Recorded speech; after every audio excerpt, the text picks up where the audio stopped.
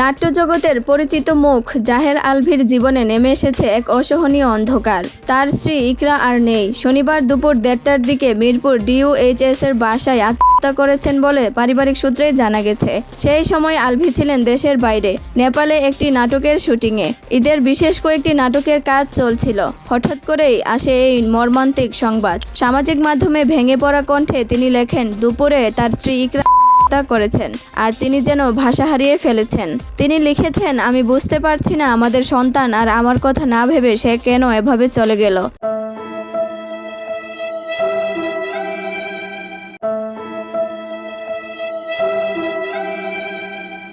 শুভাকাঙ্ক্ষী ও সাংবাদিক ভাইদের অনুরোধ করছি, আমাকে একটু সময় দিন।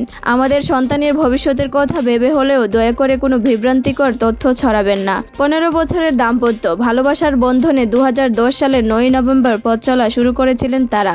সেই দীর্ঘ যাত্রার ছিল স্মৃতি, সংগ্রাম, সাফল্য আর ছিল ছোট্ট সন্তান রিজিক। আজ সেই সংসার ভেঙে গেছে এক আকস্মিক শোকে। ইকরার চাচা দীপক খান জানিয়েছেন, খবর পেয়ে তারা দ্রুত ঢাকার উদ্দেশ্যে রওনা হয়েছেন। পরিবারের চারপাশে এখন শুধু কান্না, স্তব্ধতা আর অবিশ্বাস। এমন সময়ে প্রয়োজন সংবেদনশীলতা, সহমর্মিতা এবং নীরব সমর্থন। শোকের ভার বহন করা সহজ নয়। আলভী ও তার সন্তানের জন্য প্রার্থনা, এই কঠিন সময় যেন তারা মানসিক শক্তি নিয়ে অতিক্রম করতে পারেন।